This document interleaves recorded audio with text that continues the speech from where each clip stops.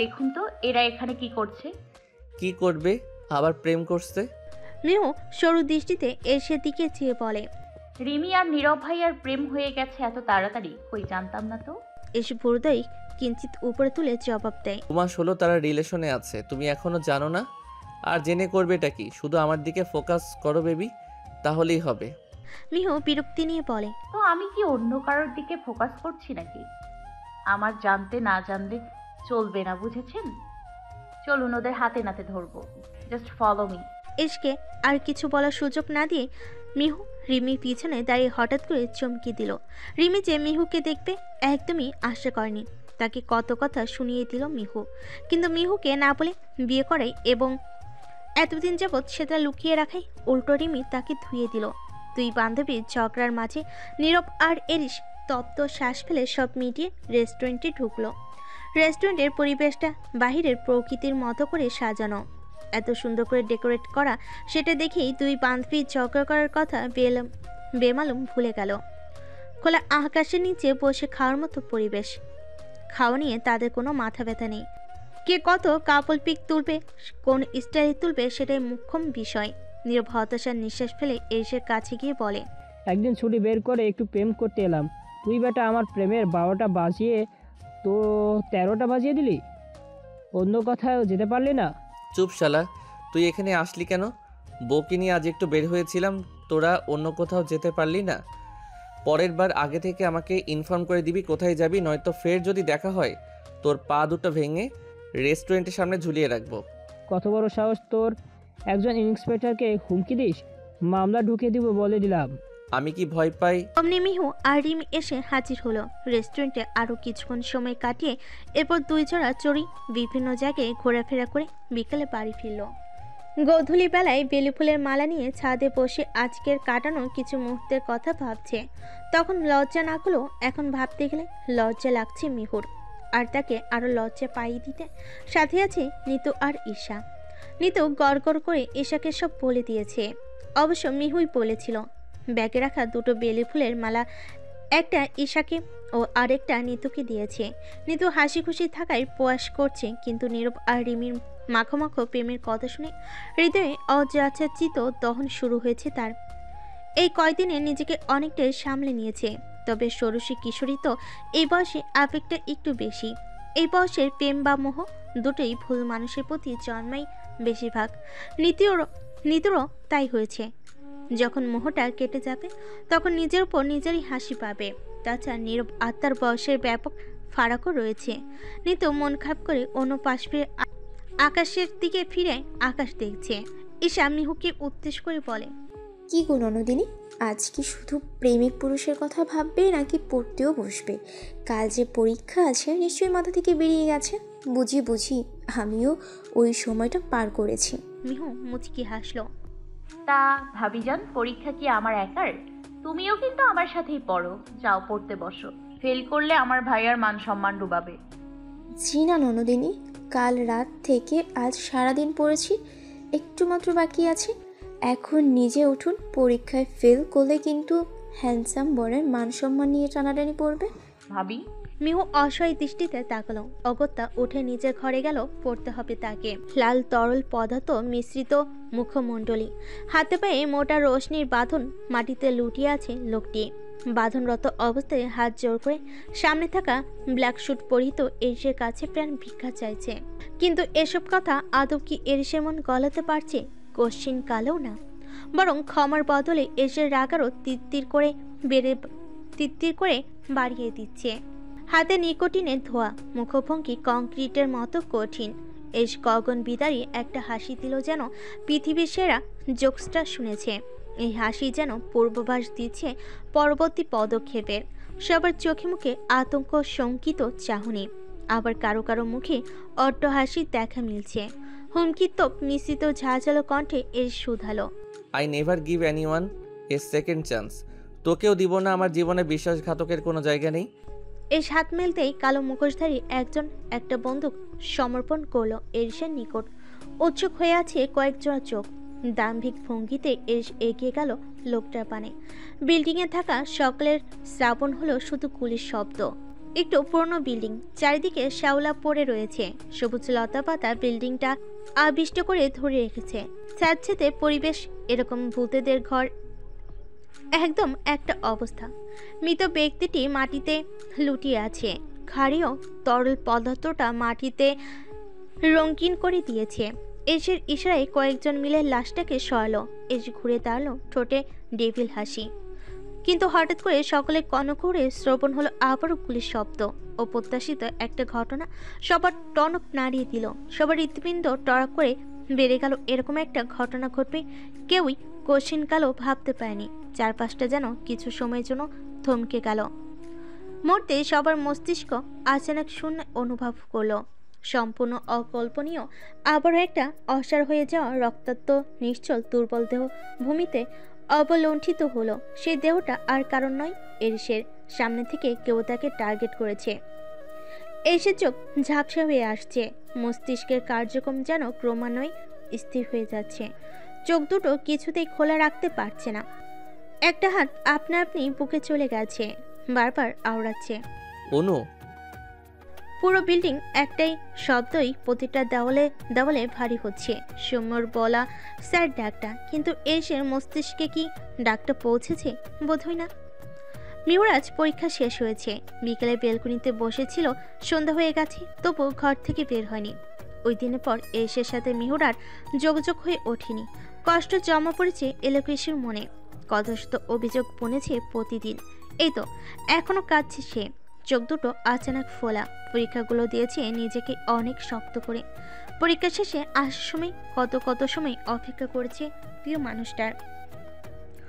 অপেক্ষার প্রহর গুণে দু চোখ ভর্তি পানি নিয়ে বাড়ি ফিরতে হয়েছে তাকে। বারবার মনে পড়ছে শেষ যেদিন দেখা হয়েছিল। আসার সময় একটা শুভ্র রঙা শাড়ি কিনে দিয়ে তার গালে হাত রেখে শান্ত কণ্ঠে বলেছিল, যান, শেষ পরীক্ষার পরদিন এই শাড়িটা পরে সেই চিরচেনা জায়গায় অপেক্ষা করো।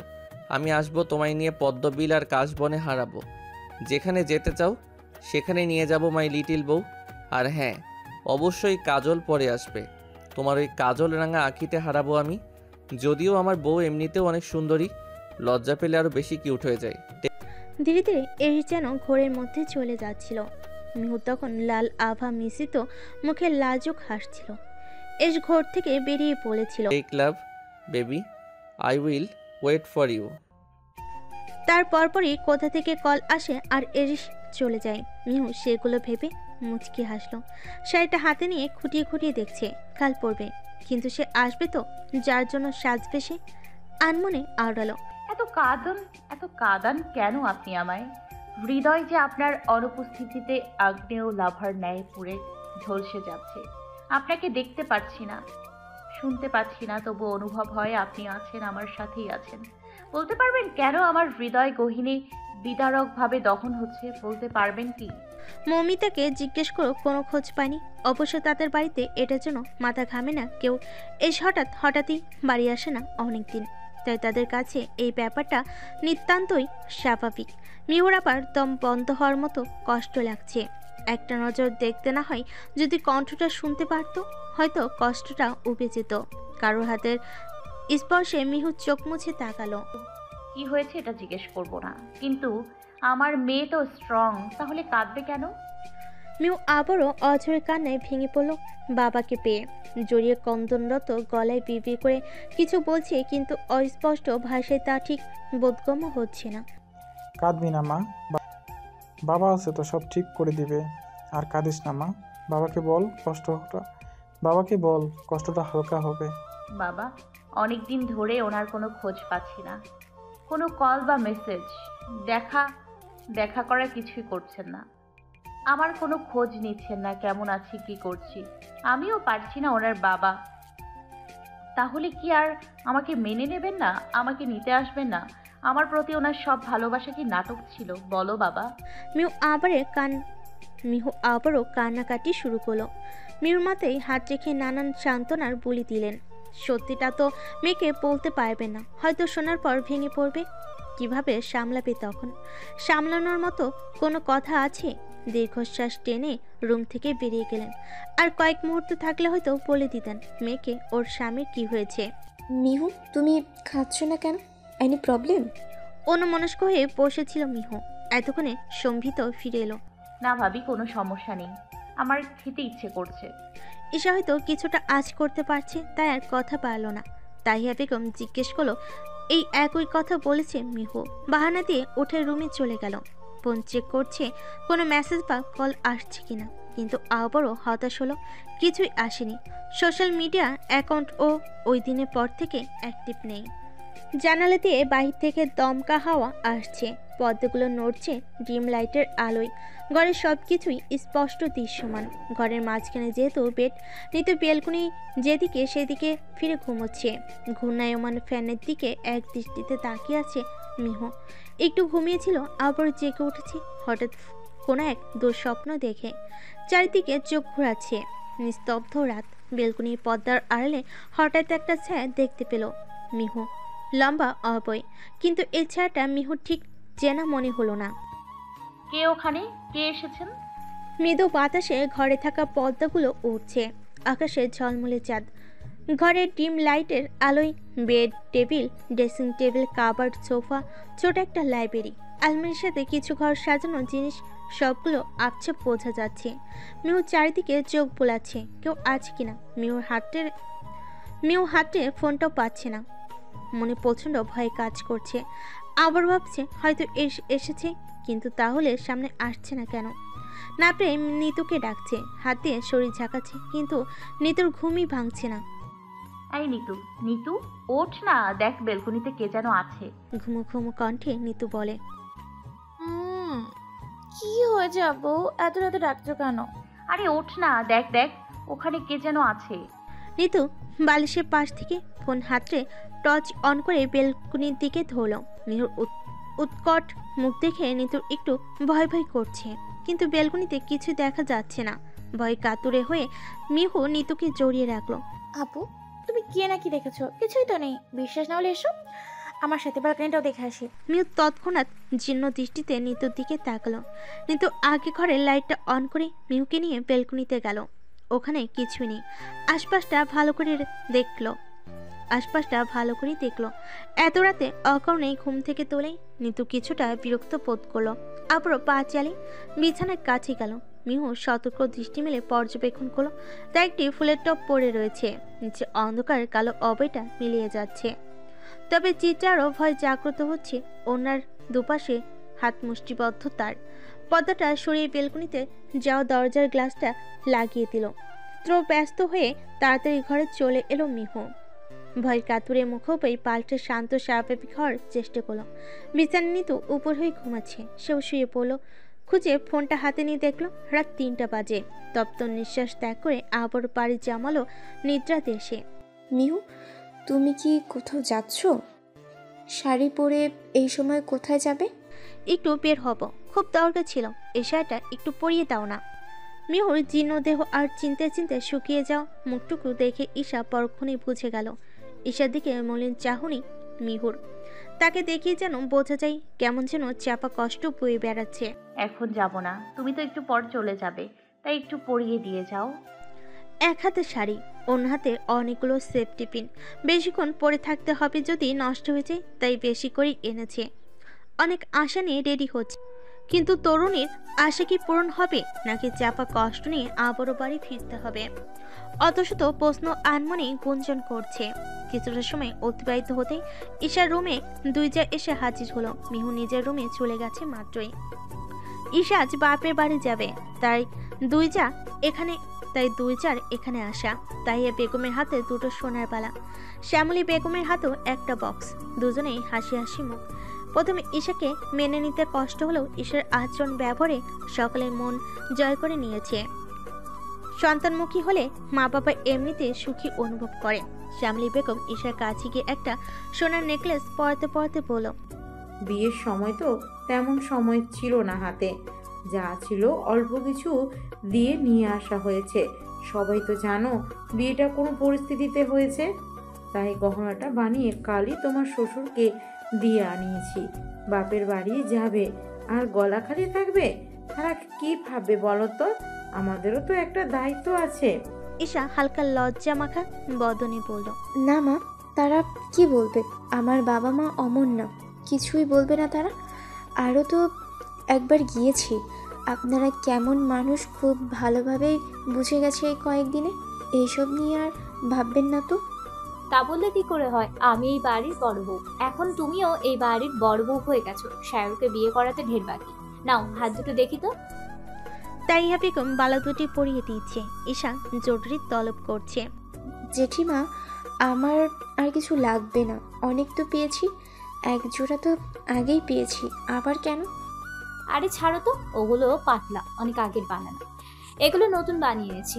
বাহ, খুব মানিয়েছে গয়নাগুলো। ঈশা মাথা নুয়ে মৃদু হাসলো। এবারে মানুষগুলো অনেক ভালো, সহজে কত আপন করে নেয়।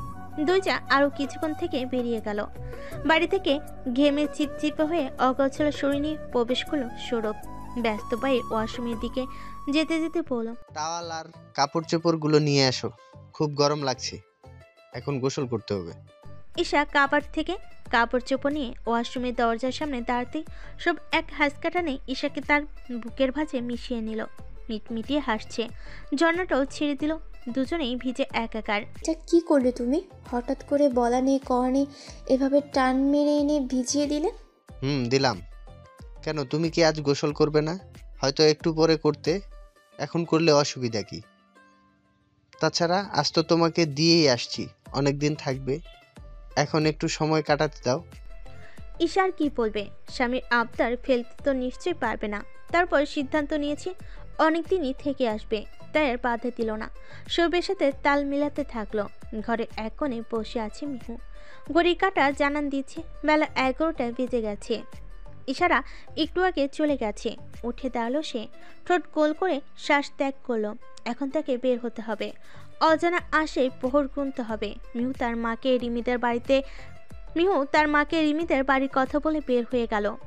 রাস্তার পাশে বড় কৃষ্ণচূড়ার গাছটার নিচে দাঁড়িয়ে অপেক্ষা করছে মিহু। তৃষ্ণার্ত হৃদয় আরও তৃষ্ণার্ত হয়ে গেছে। দুপুর 2টা বাজে, অথচ অপেক্ষারত মানুষটা কোনো অস্তিত্বও নেই আশেপাশে। কিন্তু পরীক্ষা দিয়ে মিহুর কাছে এগিয়ে আসলো। তাদের ফাইনাল পরীক্ষা চলছে। মিহুর পরীক্ষার মধ্যবর্তী সময় থেকে পরীক্ষার সময় পরীক্ষা প্রায় শেষের দিকে। এরপরে প্র্যাকটিক্যাল পরীক্ষা। এসব নিয়ে তার মাথা ব্যথা নেই। কিন্তু হাস্যোজ্জ্বল মুখ নিয়ে দাঁড়িয়ে আছে বোনের সাথে। কিছুক্ষণ কথা বলার পর মিহু নিতুকে জোর করে বাড়ি পাঠিয়ে দিল। সে একাই অপেক্ষা করতে পারবে। শুধু শুধু মেয়েটাকে কষ্ট করতে দিবে না সে। যন্ত্রণা যখন তার, তখন সে একাই ভোগ করবে। সন্ধ্যা আসার পূর্ব মুহূর্ত। রাস্তা দিয়ে মানুষের চলাচল বেড়ে গেছে। মিহু এখনো এদিক সেদিক হাঁটছে তো কখনো রাস্তার পাশে বেঞ্চে বসছে। দু চোখ বেয়ে মাঝে মাঝে নোনা জল গড়িয়ে পড়ছে। কষ্টে হাহাকার করছে বুকখানি। এক নজর যদি দেখা দিত কেমন হতো? কোনো বিপদ ঘটল না তো? না, মিহু আর কিছু ভাবতে পারছে না। সারাদিন যখন আসেনি, এখনো আসবে না, হবে না চোখে চোখে কথা। হাঁটতে হাঁটতে নির্জন রাস্তা দিয়ে বাড়ি যাচ্ছে মিহু। গালে পানি শুকিয়ে রয়েছে। চোখের কাজল খানিকটা লেপটে গেছে। মলিন শুকনো মুখ তার। আবারও আহত হলো মিহু। যখন প্রিয় মানুষটি দূরে চলে যায়, তখনই অনুভব করা যায় ভালোবাসা কি, ভালোবাসার দহন কতটা তীব্র। নীরব আঘাতের ন্যায় কাজ করে এই দহন। তিলে তিলে শেষ করে দেয় মানুষকে। ভালোবাসা যতটা সুন্দর, ঠিক ততটাই ভয়ঙ্কর। ম্যাডাম। ছোট একটি ডাক, কিন্তু এই ডাকের মধ্যে মিহু যেন এক ফালি আশার আলো খুঁজে পেল। বাইক এসে দাঁড়িয়েছে মিহুর সামনে। মিহু সম্মুখে দেখা মাত্রই প্রশ্নের ঝুড়ি মেলে দিল। আপনি এসেছেন? উনি কেমন আছেন? কোথায় এখন উনি? আমার সাথে যোগাযোগ করেননি কেন? কোনো বিপদ হয়নি তো? আমাকে কি ভুলে গেছেন উনি? বলুন না এখন কোথায় আছে? এতদিন কোথায় ছিল? আপনিও বা কোথায় ছিলেন? কোন কাজে দূরে গিয়েছিল? কোনো কাজে দূরে গিয়েছিল কি? আমাকে একটাবার ওনার সাথে কথা বলিয়ে দেবেন প্লিজ, একটু দয়া করুন। উনি সুস্থ আছেন তো? আমাকে ছেড়ে কত দূরে চলে গেছেন উনি? প্লিজ বলুন না। মিহু এক নাগারে তলব করে হাঁসফাঁস করছে, ক্ষণে ক্ষণে কাঁদছে। সৌম্যকে কথা বলার সুযোগই দিচ্ছে না। সৌম্য শান্ত স্বাভাবিক নম্র স্বরে বলল, উঠে বসুন, সব উত্তর পেয়ে যাবেন। মিহু কোনো বাক্য ব্যয় না করে সঙ্গে সঙ্গে উঠে বসল। হসপিটালের একটা কেবিনের সামনে দাঁড়িয়ে থমকে গেল মিহু। নিজের চোখকে যেন বিশ্বাস করতে পারছে না। আর কিঞ্চিত মাত্র সময় অতিবাহিত না করে দৌড়ে সে ঝাঁপিয়ে পড়ল এই সে বুকে। এসে ইশারায় অবস্থানরত সকল গার্ডকে চলে যেতে হলো। বিছানায় আদর সহ হয়েছিল এস। আগে থেকে অবগত ছিল এমন কিছু হবে। দুহাতে আষ্টে ফিষ্টে জড়িয়ে ধরল দুজন দুজনকে। এতদিনে অপেক্ষারত মানুষটির ছোঁয়া পেয়ে আবারও কষ্ট উজাড় করে দিচ্ছে। মেয়ের চোখের পানি এসে বুক ভিজিয়ে দিয়েছে। আশঙ্কিক জড়িয়ে ধরে এস গুলি লাগার স্থানে কিছুটা ব্যথা পেলে দাঁতের দাঁত চেপে সহ্য করে নিচ্ছে ব্যথাটা। তবুও সরাল না নিজের ভালোবাসাকে, আরও আগলে নিয়েছে। চুলে আলতো করে চুমু খেলো এস। মিহু দিন দুনিয়া আর কিছুই খেয়াল নেই, শক্ত করে ধরেছে। অনুভূতিরা আজ বাদ মানছে না। মিহুর কান্না যেন আর সহ্য হচ্ছে না এরিসের। বুকের ভেতরটা দুমড়ে মুচড়ে যাচ্ছে। এক হাতে ক্যানালা লাগানো তার। এস ব্যথায় মৃদু আওয়াজ করলো। সঙ্গে সঙ্গে মিহু উঠে বসলো। এতক্ষণে তার স্তম্ভিত ফিরে এলো। ভুলে গিয়েছিল তার স্বামী যে অসুস্থ, তাই তাকে হাসপাতালে আসতে হয়েছে। কি হয়েছে আপনার? বেশি ব্যথা করছে? আমি কি বেশি ব্যথা দিয়ে ফেলেছি? আসলে তখন নিজের মধ্যে ছিলাম না, তাই মাথায় ছিল না আপনি যে অসুস্থ। সরি। অনেক ব্যথা দিয়েছ, এবার এ পাশে এসো। কান্না করতে করতে বাম পাশে গিয়ে উঠে বসলো, কারণ ডান পাশে গুলি লেগেছে। এস চোখ বন্ধ করে আবার আর্তনাদ করলো। সঙ্গে সঙ্গে মিহু কাছে গিয়ে উতলা হয়ে জিজ্ঞেস করে, কি হয়েছে? আবারও ব্যথা করছে? ডাক্তার ডাকবো? এক হাতে মিহুর কোমর জড়িয়ে নিজের সাথে আবদ্ধ করে একদম কাছাকাছি এনে অন্য হাত মিহুর গালে রেখে মুখোমুখি হয়ে আস্তে করে ঘোর লাগা দৃষ্টিতে শুধালো। খুব ব্যথা পাচ্ছি জান। তুমি কাঁদছো দেখে আরও ব্যথা লাগছে। এত দূরে বসতে হবে না, কাছে কাছে থাকবে। মিহুর ঠোঁট ভেঙে রিনরিনে আওয়াজে বলল, তাহলে আমি আর কাঁদবো না, ডাক্তার ডাকবো? আপনার বুক থেকে তো হালকা ব্লিডিং হচ্ছে, মেডিসিন লাগবে এখন। হেলাফেলা করলে অনেক বড় ক্ষতি হয়ে যাবে। নিশ্চয় অনেক ব্যথা পাচ্ছেন, কিন্তু আমাকে বলছেন না। দাঁড়ান, কাউকে ডেকে দিই। এস মিহুর ঠোঁটে আঙ্গুল চেপে রেখে নেশাতুর গলায় বলল, হুশ, কাউকে ডাকতে হবে না। হার্টবিট মেডিসিন তো আমার সাথেই আছে। এতদিন অসুস্থ ছিলাম, এখন আমি সুস্থ। শাড়ি পরে বুঝি আমার জন্য অপেক্ষা করছিলে? কতগুলো সেফটি পিন লাগিয়েছো? মিহু উৎসুক দৃষ্টিতে তাকালো। হঠাৎ এমন প্রশ্ন। এস মৃদু হেসে বলল, কিছু পিন ছুটালে ভালো হতো। তোমার রূপের আগুন আর সুচালো পিন আমাকে ধীরে ধীরে শেষ করে দিচ্ছে। মিহু কথাটার অর্থ বুঝতে 1 মিনিট লাগলো। তড়িঘড়ি করে সরে গেল। দেখলো এসে পেট থেকে মৃদু রক্ত বেরোচ্ছে। হতভম্ব হলো সে। তার পিনগুলোর জন্যই এমন হয়েছে। আবারও খারাপ লাগা ছেয়ে গেল তার মনে। খুব খারাপ লাগছে এই পিনগুলোর উপর। এই পিনগুলোর প্রাণ থাকলে নিশ্চিত এতক্ষণ পেটাতো। বেড থেকে নেমে সব পিন খুলে একটা চেয়ারে রাখলো। সেটা নিজের শরীরে ভালো মতো জড়িয়ে এসে এক হাত নিজের মুষ্টিবদ্ধ করে বলল, সরি, আমি আসলে বুঝতে পারিনি কখন আপনার শরীরে লেগে যাবে। শাড়ি পরতে পারি না, তাই বেশি সেফটি পিন লাগিয়েছিলাম। আমি আসার পর থেকে আপনাকে ব্যথাই দিয়ে যাচ্ছি, তাই না? আপনি শুয়ে থাকুন, আমি চেয়ারে বসছি। আর ব্যথা দিতে চাই না। আগে সুস্থ হন, তারপর সব হবে। 2বার ইনজুরি হয়েছে আপনার, আমাকে বলেননি তো। আর একবারও যে গুলি লেগেছিল। তোমাকে সব সৌম্য বলেছে? মিহু মাথা ঝাঁকালো। হ্যাঁ, আসার সময় সৌম্য তাকে সব বলেছে। সময় যতটুকু বলা যায় আর কি। জানতাম ওর পেটে কিছু হজম হবে না। তোমার বাবাকেও নাকি বলে দিয়েছে। আরেকবার আঘাত পেয়েছিলাম, ওটা আরও 8 মাস আগের ঘটনা। এখন এসব বাদ দাও তো, ওসব আগের ঘটনা। এগুলো নিয়ে আর মাথা ঘামাতে হবে না তোমার। মিহু কণ্ঠে তেজ নিয়ে শাসালো। কেন বাদ দিব বলেন তো? আপনার বাড়ির লোক তো মনে হয় একবারও জানতে পারেনি আপনার কন্ডিশনের কথা। একপাশেই দুবার এত বড় আঘাত পেয়েছেন, তারপরেও আপনি এত শান্ত থাকেন কি করে? যদি কিছু একটা হয়ে যেত তখন আমার কি হতো? এবার তো আমি সবাইকে জানাবই, একটুও কথা শুনবো না। আপনার সিকিউরিটি আর সুস্থতা দুটোই খুব জরুরি। এসব বেপরোয়া নায়কদের মতো ভাব আমাকে দেখাতে আসবেন না। ফার্দার আমার থেকে কখনো আর কিছু যদি লুকিয়েছেন তাহলে পা দুটো ভেঙে ঘরে বসিয়ে রাখবো। এস হেসে ফেল মিহুর এমন হুমকি শুনে। মুখে আবারও টান পড়ল হাসার দরুন। কাছে এসো জান, আবারও কষ্ট লাগছে। এই তৃষ্ণা মনটাকে শান্ত করার দায়িত্ব নাও। শান্ত ভদ্র মেয়ের মতো কুটিসুটি মেয়ের এসের সঙ্গে মিশে রয়েছে মিহু। দুজন দুজনের একদম কাছাকাছি। অপলক দৃষ্টি নিবদ্ধ মিহুর কাজল মাখা মিষ্টি মুখটাতে। মিহুর শুকিয়ে যাওয়া দেহটা দেখে বুঝতে পেরেছে তাকে ছাড়া মেয়েটি ভালো নেই। উস্কো খুস্কো চুল, শুকনো ফ্যাকাশে ঠোঁট মিহুকে বড্ড টানছে আজ। আশঙ্কিক কাণ্ড ঘটিয়ে বসলো মিহু। এসে একটু অপ্রস্তুত ছিল, ভাবতে পারেনি মিহু এমন কিছু করবে।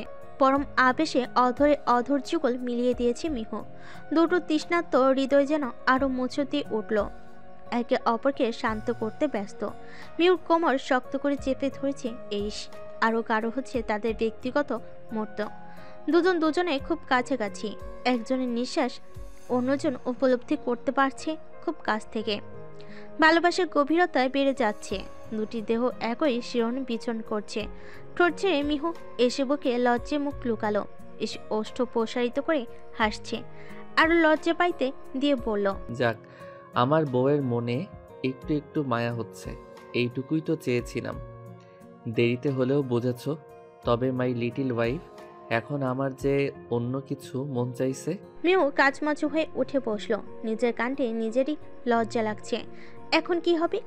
নিজের পায়ে নিজের কোড়াল মারল বোধ হয়। কি করবেন আপনি? আপনি তো অসুস্থ, হাতে ক্যানোলা লাগানো আছে। ওয়েট বেবি, সব কিছু আগে আগে জানলে মজা পাবে না।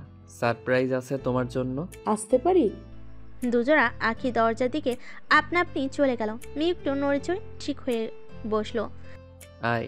ফারিয়া আস্তে আস্তে বলল, কি অবস্থা এখন? কেমন বোধ করছিস এখন? ফাইন, তবে আমি এখন বাড়ি চলে যাব। কি বলছিস তুই? তোর এখনো ট্রিটমেন্ট দরকার। সুস্থ হতে আরও কিছুটা সময় লাগবে। দুইবার আঘাত পেয়েছিস, একটু ডিফারেন্স আছে মাত্র দুটো জায়গায়। তুই জানিস কতটা ভয় পেয়ে গিয়েছিলাম আমি? অপারেশন করার সময় আমার হাত পা কাঁপছিল। বাড়িতে গেলে ট্রিটমেন্ট হবে কি করে? তাছাড়া এখন রাত হয়ে গেছে। ঘড়ির কাঁটা রাত 8:45 ঘরে চলে এসেছে। বেশি রাত হয়নি, এখনই বাড়ি যাব। ট্রিটমেন্ট বাড়িতেই হবে। তাছাড়া আমার মেইন মেডিসিন পেয়ে গেছি, তুই চিন্তা করিস না। আমি অনেকটাই সুস্থ হয়ে গেছি, আর বেশি সময় লাগবে না। আমি যখন বলেছি তাহলে যাবই। অনু। মিহু মাথা ঝাঁকলো। ফারি একবার মিহুর মুখের দিকে তাকিয়ে এরিসের দিকে দৃষ্টিপাত করলো। সে জানে এরিস কারোর কথা শুনবে না, যদি শুনে একমাত্র তার অনুর কথা। কিন্তু এই বোকা মেয়েকেও নিজের বশে করে নিয়েছে। মেডিসিনগুলো দিতে দিতে বলল, হ্যাঁ তাহলে যা। তোকে তো আটকানো আমার কাম্য নয়। সবাইকে উজ্জ করে হলেও নিজের কথায় অটল থাকবি। তা শোন, অনির্বাণ আসবে তোকে দেখতে। সে কালই নাকি বাংলাদেশে এসেছে ট্রাভেল করতে। আমার সাথে কথা হয়েছে। তোর কন্ডিশন শুনে বলল দেখতে আসবে। জানিসই তো ও আমাদের কত ভালো বন্ধু। আমাদের কিছু হলে ও কতটা ছটফট করে। তাহলে বলে দিব কাল তোদের বাড়িতে চলে যেতে। এই নে, এগুলো খেয়ে নে। এশার কথা না বলে মেডিসিনগুলো খেয়ে নিল। মিহু চুপটি করে বসে আছে, শুধু তাদের কথোপকথন শুনছে। এখন তার ফারিয়ার প্রতি জেলাসি আসছে না। তার স্বামীকে বাঁচিয়েছে, এটাই অনেক। সময় এক পাশে ধরে এরিসকে নিচে অবধি আনলো। এসো। যদিও এস বলেছিল তার কোনো সাহায্য লাগবে না, কিন্তু সৌম্য কারোর কথা শোনেনি। থমথমে পরিবেশ। গোটা ড্রয়িং রুমে কারের মুখে কোনো রানী এমন কিছু শুনবে হয়তো আশাও করেনি। তবু এত রাতে ছেলের অবস্থা দেখে যতটা ঘাবড়ে গিয়েছিলেন, চিন্তায় পড়েছিলেন, এখন ছেলের কথা শুনে ঠিক ততটাই রাগে ফুটছেন আদ্রিস দেওয়ান। তাহি বেগম আর আশরাফ শেরও উপস্থিত আছেন দেওয়ান ভিলায়। মৌমিতা প্রত্যয় আপাতত এখন কথা বলেনি, যা বলছে বড়রা। অবশ্য মিহুর হাত এক দণ্ডের জন্য ছায়নি এরিস। লজ্জায় মাটিতে মিশে যাবার উপক্রম মিহুর। হাত ছাড়তেও পারছে না সে, কিছু বলতেও পারছে না। যে যা বলছে মাথা নিচু করে শুনছে। এই সম্মুখী বলল, এই তো স্যার, এ আসলো বলে। আদ্রিস দেওয়ান ভুর কুচকে তাকালো। ছেলের মতিগতি ঠিক বোধগম্য হচ্ছে না তার। হরিশ, কি বলছিস এসব? এভাবে কারো বিয়ে হয় নাকি? ভদ্রতা কি সব ভুলে গেছিস? অতিরিক্ত ক্ষোভে আজ তুই করেই ফেলেছে। তাহি বেগম রাগে ফুঁসছেন। অসুস্থ হয়েছে ভালো কথা, কিন্তু তার মেয়েকে নিয়ে টানাটানি করবে কেন? আশরাফ শের পড়েছে মহা বিপদে। আর মিহু মনে প্রাণে দোয়া করছে ঝামেলাটা তাড়াতাড়ি মিটে যেতে। লোকটার মতিভ্রম হয়েছে বোধহয়। তার বাবার কথায় বিরক্তি নিয়ে জবাব দিল, তোর জন্য তো কোনো মেয়েই চাচ্ছে না। তোকে কোন বাবা মেয়ে দিবে? আমি তোকে নিয়ে না মিহুকে নিয়ে ভাবছি। এ তো ভালো মিষ্টি একটা মেয়ে, এরকম একটা বাদুরমুখো স্বামী পাবে যে কারো কথায় শোনে না। পুরো জীবনটাই এলোমেলো হয়ে যাবে। মিহু তোর থেকে আরও ভালো স্বামী ডিজার্ভ করে। এসব পাগলামো ছাড়ো। সুযোগ পেয়ে তাহিয়া বেগম বলেন, ভাইজান, আমি আপনাদের ছেলে সম্পর্কে বেশি কিছু জানি না, তবে যেটুকু জানি আপনার ছেলের ব্যাপারে ভালো মন্তব্য বই খারাপ মন্তব্য বেশি। আপনাদের পরিবার অনেক ভালো, অনেক ভদ্র একটা ফ্যামিলি। এই কদিনে ভালোই চিনেছি আপনাদের। একটা মেয়ে তো দিয়েছি, মেয়ের সুখ দেখলেই বোঝা যায় আপনাদের ব্যবহার যত্নআত্তির কোনো কমতি নেই। কিন্তু আমাদের মেয়েকে এখন আমাদের সঙ্গে যেতে দিন, আমরা দেখে শুনে তারপর বিয়ে দেব। একটা মাত্র মেয়ে আমাদের, জেনে বুঝে ভালো পাত্রের সঙ্গে বিয়ে দিতে হবে। যেখানে গুন্ডামি করা ছেলের সঙ্গে নিশ্চয়ই কেউ মেয়ে বিয়ে দেবে না। মেয়েকে নিয়ে চলে যেতে চাইল। মা, তুমি এসব কি বলছো? আমি ওনাকে ছেড়ে কোথাও যাব না। মেয়ের মুখে এহেন কথা শুনে তেলে বেগুনে জ্বলে উঠলেন। অবাক হয়ে তাকিয়ে রইল আদ্রিস দেওয়ান ও রোশনার বেগম, মৌমিতা আর প্রত্যয়, নীরব দর্শক, সাথে সৌম্য। মিহু এরিসের হাত এবার শক্ত করে ধরেছে। সে যাবে না, কারণ তার মাকে সে হাড়ে হাড়ে চিনে। একবার বাড়িতে নিতে পারলে নিঘাত ঘরবন্দি করে দিবে। মিহুর আকুলতা এরিস ঠিক বুঝে গেল। তার লুকিয়ে রাখা যাবে না। শাশুড়ি মা, আমার বউকে আমি কোথাও যেতে দিব না। এই মুহূর্তে তো আরই না, বিয়ে তো কবেই সেরে ফেলেছি। তবু আমি তো খুব নম্র, ভদ্র, বাধ্য ছেলে। তাই ভেবেছিলাম গুরুজনদের মতামত নিয়ে ছোট্ট করে ধর্মীয়ভাবে আরেকবার বিয়েটা করে ফেলি। গুরুজনদের আশীর্বাদ নিলে আমার আর আপনার মেয়ের সংসারে বেশি করে সুখ আসবে। তাই অনুমতি নিতে এসেছিলাম, কিন্তু আপনারা আমাকে ভদ্র থাকতে দিলেন না। ঠিক আছে, যারা মানতে না চান তাদের মানতে হবে না। আমি অনুকে নিয়ে অন্য কোথাও চলে যাব, সেখানে আমাদের সংসার হবে। আর হ্যাঁ, ভবিষ্যতে নাতি নাতনিদের দেখতে চাইলে যেতে পারেন। আমি আবার এত পাষণ্ড নই। শ্বশুর বাবা, আমার শাশুড়ি মাকে খুলে বলুন আমি আরও কবে থেকে ওনার মেয়ের জামাই। সৌম্য বিড়বিড় করে বলে, স্যার আবার কবে ভদ্র ছিলেন? আশরাফ শের এবার না পেরে সবকিছু বলো। মিউ আর এরিসের রেজিস্ট্রি ম্যারেজ হয়ে গেছে। রোশনারা বেগম বেজায় খুশি। দ্রুত মিহুর কাছে এসে মিহুর মাথায় হাত বুলাচ্ছে। যাক, ভালো একটা মন মতো বৌমা পেয়েছেন এবারও। এটা ওটা বলছে। মিউ কাচমচ হয়ে বসে রয়েছে, মনে মনে আওড়াচ্ছে, হে ধরণী, তুমি দ্বিধা হও, আমি তোমার ভেতর ঢুকে যাই। এত লজ্জা, এত শরম আমি আর সইতে পারছি না। হয়তো বিহব্বল হলো আদ্রিস দেওয়ান আর তাহিয়া বেগম। চমকে গেলেন সকলে। থমকালো তাহিয়া বেগমও। ছেলের কাণ্ড শুনে ভাষাহারা হয়ে গেলেন আদ্রিস দেওয়ান। নির্বিকার তাহিয়া বেগমও রাগটাকে গিলে ফেলার চেষ্টা করছেন। অবশ্য সব রাগ আশরাফ শেরের উপর ঢালছেনও। হুলস্থুলস্থ চলেছে। তার কথা দিয়ে সব সামনে নিচ্ছে। কথার প্রতিঘাত করে নিজের ভালোবাসাকে রক্ষা করছে। কোনো আসতে দিবে না তাদের ভালোবাসায়। ততক্ষণে কাজী এসে হাজির। 1 মিনিটও দেরি না করে এমন অবস্থায় বিয়ে পড়ানো শুরু করলো। তাহিয়া বেগম মেয়ের দিকে রাগি লুকেতে তাকিয়ে আছে। মেয়েও বুঝতে পারছে একবার তার মা তাকে পেলে নির্ঘাত মেরে হাড্ডিগুলো ভেঙে দিবে। বিয়ে পড়ানো শেষ হয়ে গেল। সকলের মুখে হাসি বিরাজমান। তাহিয়া বেগম শুধু চুপচাপ। মেয়ের মুখে অতিরিক্ত লজ্জা আর খুশিতে রক্তিম আভা ছড়িয়ে গেছে। মাথা নিচু করে ঘোমটা দিয়ে বসে আছে। শাড়ি পরার দরুন তাকে বউই লাগছে। সব থেকে বেশি খুশি হলো এরিস। একদম হালালভাবে পেয়ে গেছে। অবশ্য মিহু যদি ওই সময় কিসটা না করতো তাহলে তার মনে এত তীব্র বাসনা জেগে উঠত না মিহুকে নিজের করে পেতে। এখন শুধু অনুশুধু তার নিজের। এখন তুই নিজের। এক মুহূর্তও দূরে যেতে দিবে না। সবসময় নিজের কাছে রাখবে, নিজের বুকে আগলে নিবে, আঁকড়ে ধরবে সারা জীবনের জন্য। ভালোবাসা হচ্ছে একটি আকাঙ্ক্ষা, জীবনের স্বপ্ন, শ্রদ্ধা, যত্ন, সম্মান, আবেগ, অনুভূতি, মনে সুপ্ত বাসনা, হৃদয়ের অনুভূতি। পৃথিবী রহস্যময় মানুষের, তার চেয়েও রহস্যময় এই প্রকৃতি। প্রকৃতি কখন কোন পরীক্ষা নিবে, কখন জীবনের মোড় ঘুরিয়ে দিবে কেউ তা বলতে পারে না। প্রকৃতি মানুষের সাথে খেলা খেলে, যে যত বড় সাধুই হোক না কেন, তার ধ্যান ভাঙাতে বিয়ে নামক বন্ধনই যথেষ্ট। ওই গোপিনীর কাছেই সকাম প্রেম পেরিয়ে নিষ্কাম প্রেমের দীক্ষা নিতে হয়। ভালোবাসার পিপাসায় যতক্ষণ না সম্পূর্ণ আলিঙ্গন করা যায়, ততক্ষণ পর্যন্ত হৃদয়ে গভীর পিপাসা কমে না। অবশ্য সত্যিকারের ভালোবাসায় পিপাসা সবসময় বৃদ্ধি পায়, বই হ্রাস পায় না। নববধূর মতো ঘমটা টেনে মুখখানা সম্পূর্ণ আড়াল করে রেখেছে মিহু। আজ থেকে তার সর্বদা একসঙ্গে থাকবে। একটি শব্দ 3 বার উচ্চারণের মধ্যে দিয়ে আবদ্ধ হয়েছে এক চিরন্তন সত্য পবিত্র মায়াডোরে। নতুন প্রণয়ের সন্ধিক্ষণে পদার্পণ করবে আজ।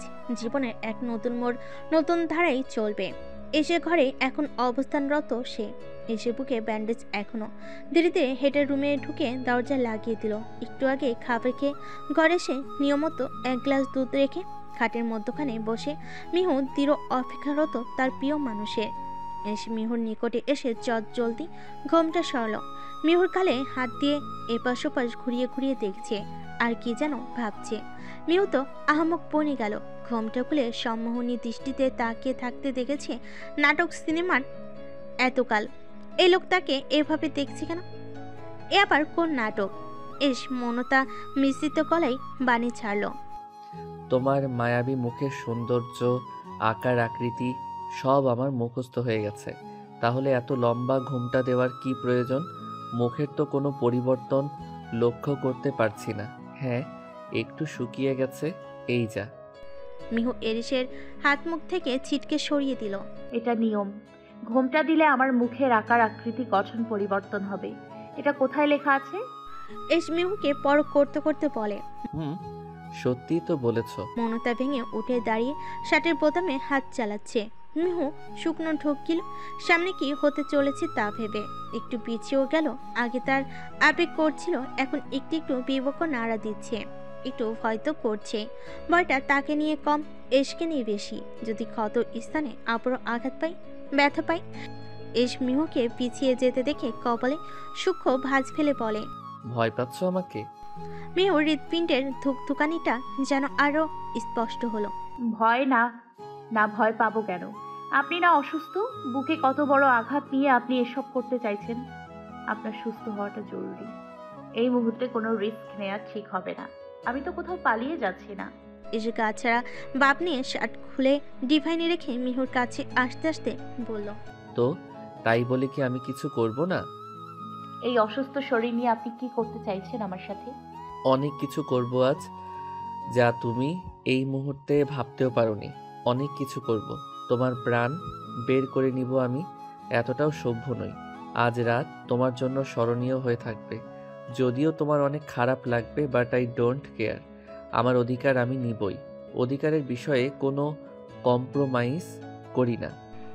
এরিস সিরিয়াস মুডে কথাগুলো বলল। মিহুর পিলে চমকে উঠল, থমকালো কথাগুলো শুনে। আসলে লোকটা তার সঙ্গে এমন করবে এমনভাবে তার সাথে কথা বলতেও পারেনি। আর ভয় করছে, এবার কষ্ট হচ্ছে বক্ষ পিঞ্জরে। অবাকের তুরঙ্গে পৌঁছে গেছে আজ। অভাবানীয় কথা কর্ণঘুরে পৌঁছে অন্যরকম অনুভূতি দিচ্ছে। কান্না পাচ্ছি তার। আশা করেনি প্রিয় মানুষটা থেকে এত কঠিন কিছু শুনবে।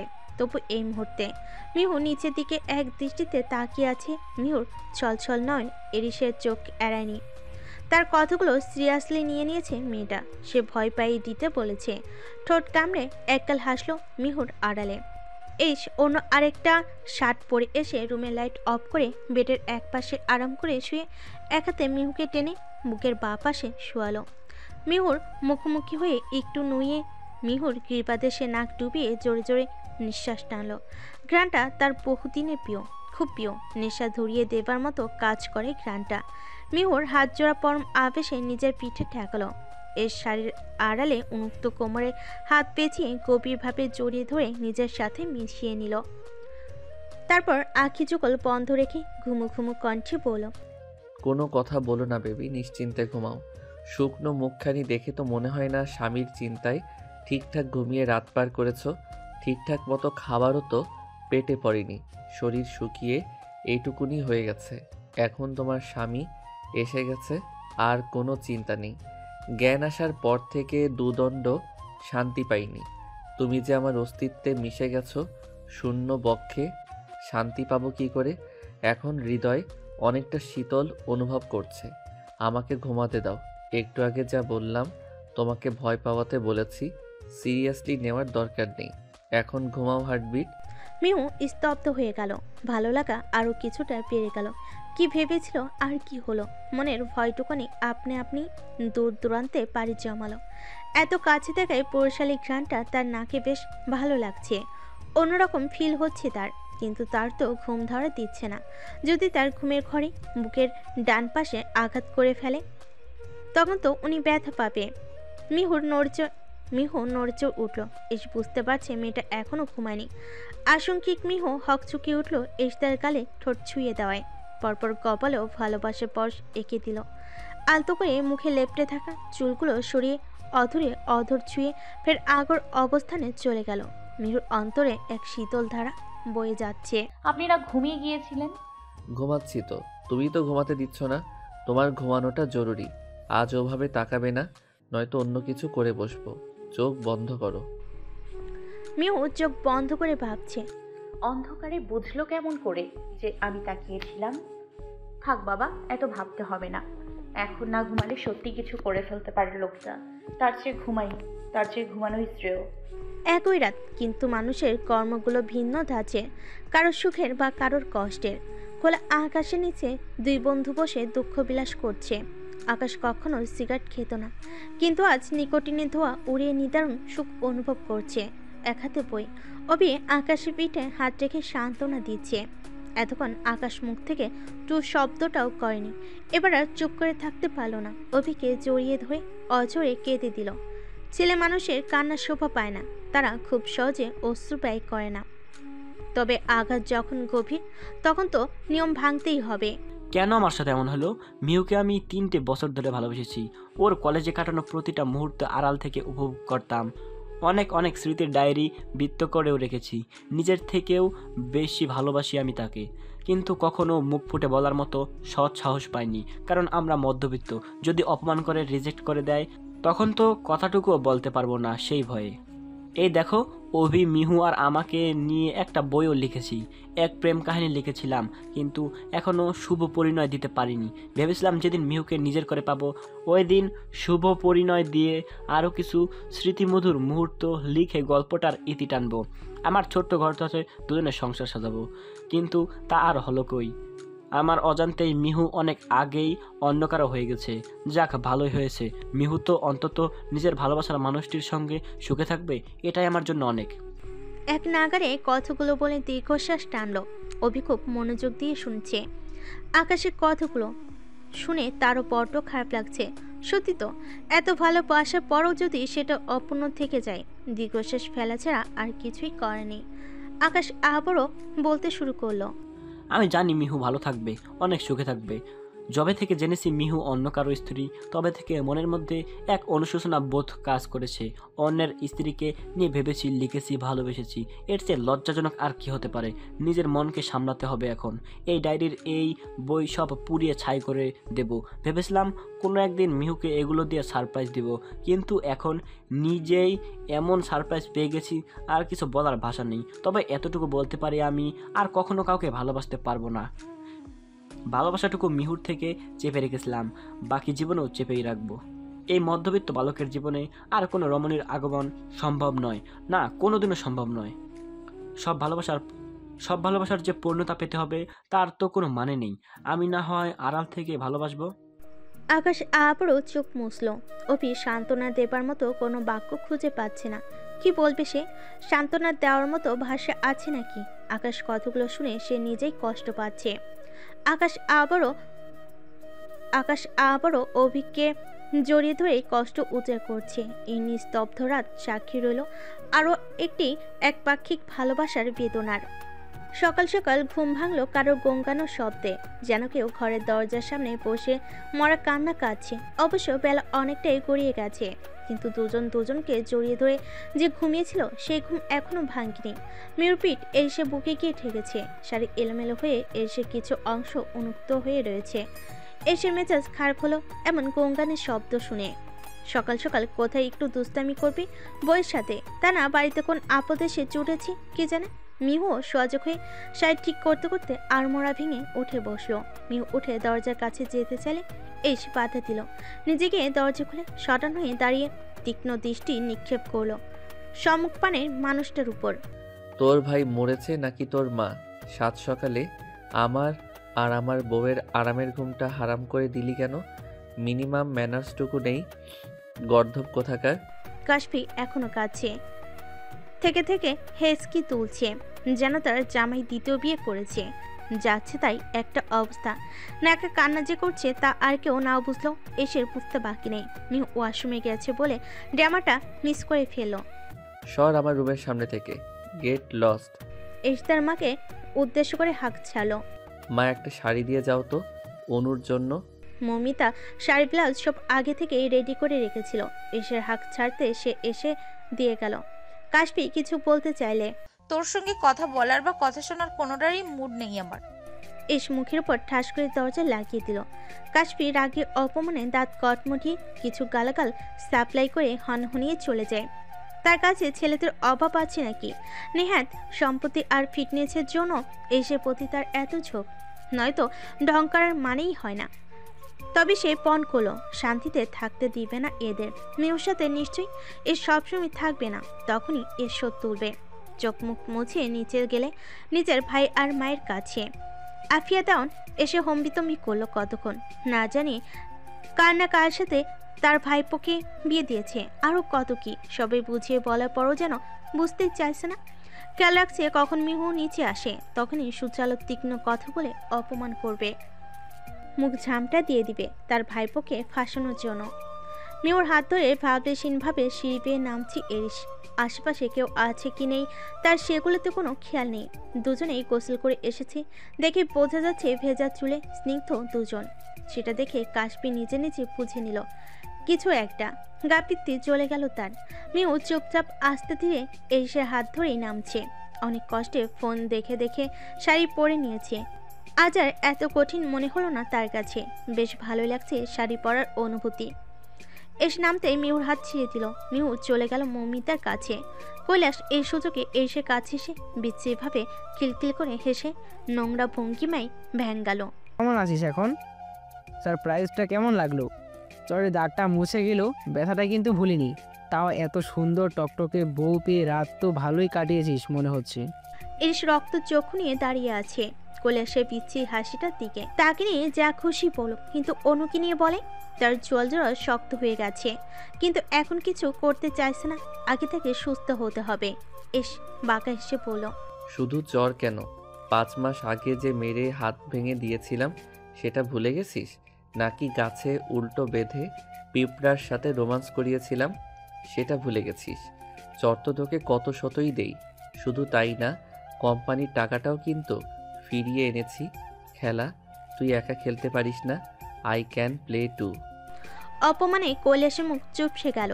এসে ক্ষত জায়গায় মারার জন্য খেপাচ্ছে, কিন্তু তার ভাবনাটা সফল হলো না। কৈলাসের সমস্ত হুমকি ধামকি সম্পূর্ণ উগ্র করে সেখান থেকে একটু দূরে সরে গেল এরিস। চল দুটো শক্ত হয়ে গেছে তার। এক মুহূর্ত এখানে থাকলে কোনো একটা অঘটন ঘটিয়ে ফেলত, কিন্তু গুরুত্বহীন অবিবেচ্য বিষয় নিয়ে এই মুহূর্তে তার মাথা ঘামানোর সময় নেই। টেবিলে গিয়ে বসলো সকলে। আদেশ দেওয়ান মিহুর দিকে একবার তাকাচ্ছে তো আরেকবার তার নীলজ্জ ছেলের দিকে। ছেলেটা মন মতো না হলেও বৌমাটা ওনার মন মতো হয়েছে। এসে খেয়াল পড়লো মিহুর উপর। তার ফুপি কিছু হয়তো কথা শোনাচ্ছে মিহুর দিকে। তাকে আবার চোখ সরিয়ে তার মাকে বলল, মা আমাদের খাবারটা রুমে পাঠিয়ে দাও, এখানে বসে খেতে এখন আমি কমফোর্ট ফিল করছি না। ব্যাস আফিয়াও বুঝতে পারলেন তাকে ইনডিরেক্টলি অপমান করে দিয়ে গেছে। রোশনারা বেগম মিহুকে খাবাতে উপরে পাঠিয়ে দিল। ছেলের জেদটুকু ধরতে পেরেছেন তিনি। বেডের এক কোণে হেলান দিয়ে বসে আছে এরিস। মিহু এসেছে হাতে খাবারের প্লেট নিয়ে। আপনার খাবার খেয়ে কিন্তু ঔষধ খেতে হবে। কোথায় রেখেছেন ঔষধগুলো? আগে খাইয়ে দাও, তারপর বলছি কোথায় রেখেছি। আমি একজন অসুস্থ মানুষ, কোথায় নিজে থেকে এসে খাইয়ে দিবে তা না করে আমাকে নিজে নিয়ে খেতে বলছো। হয় খাইয়ে দাও, নয়তো এখন খাবো না, খাওয়ার মুড নেই। নিলিপ্ত মুখ অবয়ে বলে চোখ বন্ধ করে রইল আদর্শ অবস্থাতেই। মিহু বেডে অভিমুখে বসে মেলি নরম কোমল তুলতুলে হাতে ছোট ছোট লোকমা এসে মুখে দিতে লাগলো। পলকহীন দৃষ্টিতে তাকিয়ে দেখছে তার প্রিয়তমাকে। সাইতে আজ বেশি সুন্দর লাগছে। মিহু ভুরু কুচকালো এভাবে তাকিয়ে থাকায় একটু অস্বস্তি বোধ হচ্ছে তার। আবারও এক নলা ভাত এরিসের মুখে দিতেই এরিস মিহুর আঙ্গুল সহ মুখে পুড়ে নিল। আমার আঙুল খাচ্ছেন কেন? খাবার দিচ্ছি, খাবার খান। আমার আঙুল ছাড়ুন, ব্যথা লাগছে তো। ছেড়ে দিয়ে এরিস বলল, আমার ইচ্ছে হয়েছে তাই খেয়েছি। যেটা মন চাইবে সেটাই খাবো। খাবার খাবো নাকি চুমু খাবো সবটাই আমার মনের উপর ডিপেন্ড করে। মিহুর এখন কি করা উচিত? হাসবে নাকি কাঁদবে? এই এক প্রখা লোকটাকে সামলাবে কি করে? মিহু অসহায় দৃষ্টিতে তাকালো। ড্রয়িং রুমের সোফায় পায়ের উপর পা তুলে মিহুর কাঁধে এক হাত রেখে বসে আছে এরিস। অপেক্ষা করছে অনির্বাণের জন্য। টনতে অনির্বাণ এসে হাজির হলো। কালি দেখতে আসার কথা ছিল, কিন্তু এরিস বাড়িতে চলে আসে আজ সকাল সকালই চলে আসলো। মিহু অনির্বাণকে এক পলক দেখলো।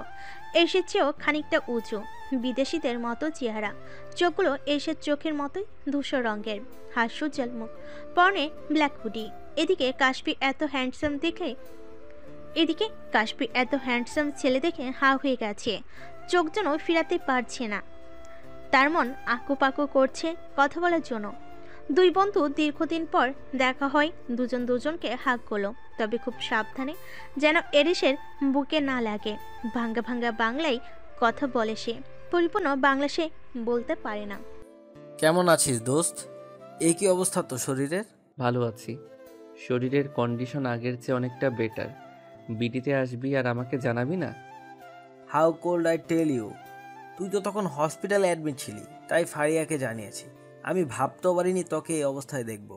আরও কিছুক্ষণ কথা বলে অনির্বাণের চোখ পড়ল এসে পিছনে দাঁড়িয়ে থাকা মিহুর দিকে। এসকে ইশারা করলো। তোর ওয়াইফ নিশ্চয়ই। এস মিহুতে এক হাত জড়িয়ে ধরে মাথা নাড়ল।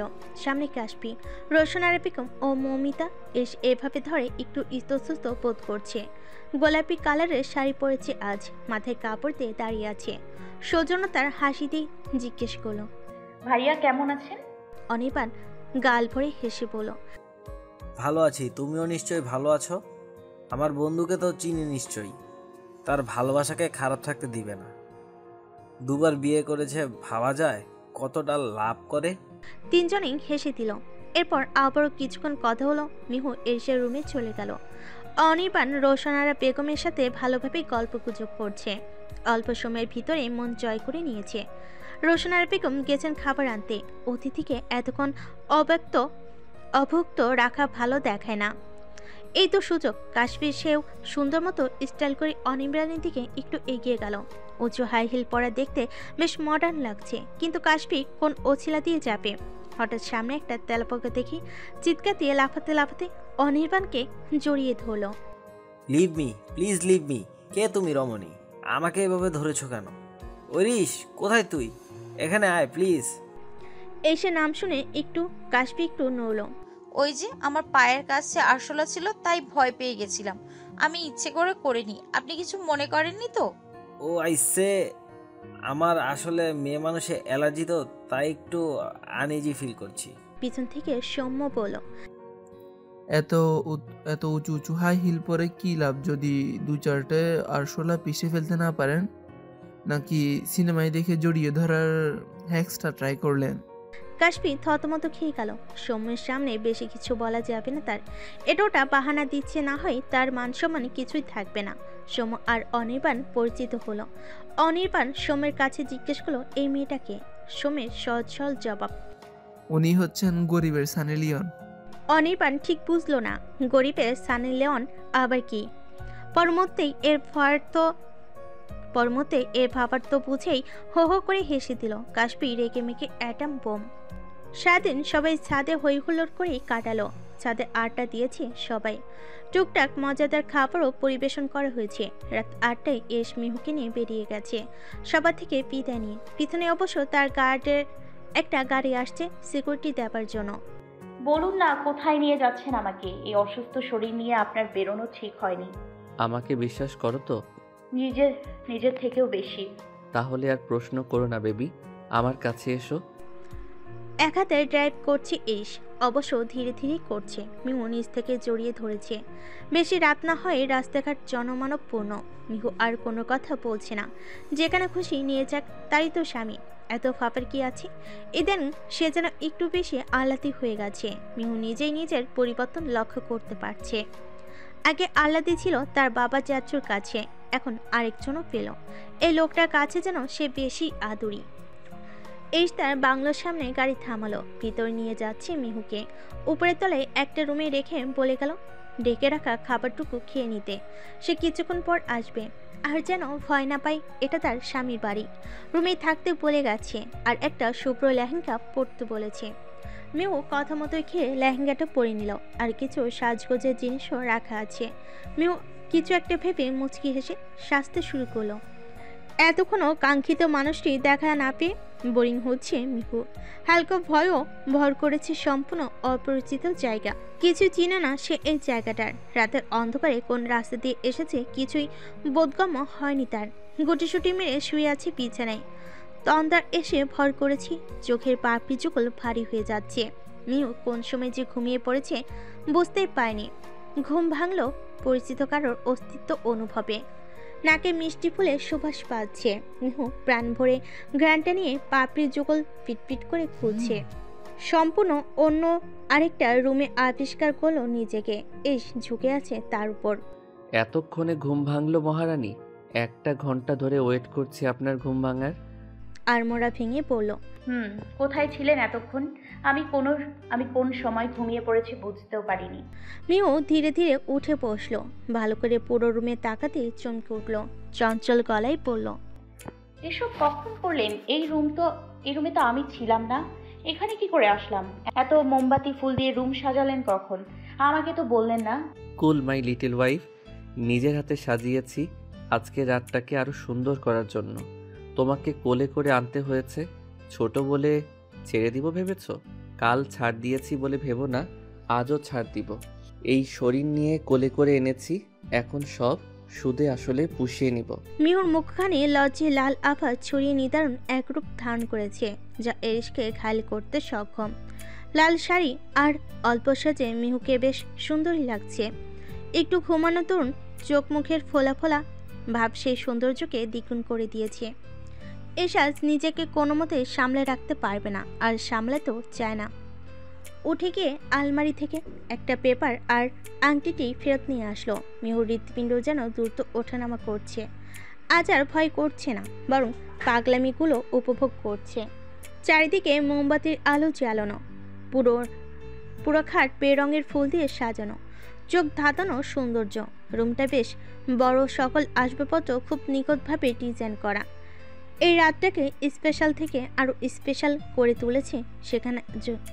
সেখানে এখন যদি ভয় পায়, স্বামীকে দূরে সরিয়ে দেয়, নিজের কাছে নিজেকে ন্যাকার গদ্ধব বলে মনে হবে। মিহুর হাতে একটা ডায়মন্ড রিং পরিয়ে দিয়ে আলতো করে ওষ্ঠ ছোয়ালো। শুভ্র পাঞ্জাবি পরেছে। হাতে থাকা পেপারটা মিহুর দিকে এগিয়ে দিল। মিহু এসব সম্পর্কে ভালোই অবগত। এতটুকু বড় হয়ে গেছে আর জানবে না যে প্রথম রাতে দেনমোহর পরিশোধ করতে হয়। এতে নিশ্চয়ই দেনমোহরের অর্থ আছে, কিন্তু এটা আমার লাগবে না। আপনি আমার কাছে সব। একটা মেয়ের স্বামী তার কাছে অমূল্য সম্পদ, তার ছায়া মানব। পেপার দেখার দরকার নেই, আপনার কাছেই রেখে দিন। মিহুর দিকে আরেকটু ঝুঁকে হাত দুটো নিজের হাতের মধ্যে নিয়ে বলল, দেনমোহর তো কিছু টাকা মাত্র, এটা দিতে হয় নিয়ম। এখানে মাত্র 10 লাখ টাকা আছে। সব সময় মাথায় রেখো, আমার যা কিছু আছে সব তোমার। পুরো আমিটাই সম্পূর্ণ তোমার অধিকার। ব্যাংক ব্যালেন্স যা কিছু আছে সব তোমার। আমার মানেই তোমার। যা লাগবে নিয়ে নেবে, জিজ্ঞাসা করার কোনো দরকার নেই। তোমার পা থেকে মাথা পর্যন্ত প্রতিটা লোম, অঙ্গ প্রত্যঙ্গ আজ থেকে সব আমার অধিকার। শুধু আমার, একান্তই আমার। আমিই না, কেউ যদি তোমার একটা পশম স্পর্শ করে তাকে জানে মেরে ফেলবো। আর সেখানে যদি তোমার সম্মতি থাকে, ভেবো না তোমার প্রতি আমি দুর্বল বলে তোমাকে ছেড়ে দেব। কঠিন থেকে কঠিনতম শাস্তি দেব তোমায়। তুমি আমার ভালো রূপ দেখেছ, খারাপ রূপ দেখনি। যেমন ভালোবাসতে জানি তেমন ধ্বংস করে দিতে জানি। এসের বলা প্রতিটা কথা শুনল মিহু। একরাশ মুগ্ধতা বিরাজমান তার মুখমণ্ডলে। মৃদু হাসছে। এতটা অধিকারবোধ তখনই হয় যখনই নিজের সবটা দিয়ে কাউকে ভালোবাসা যায়। মিহু মেকি অভিমান করে বলল,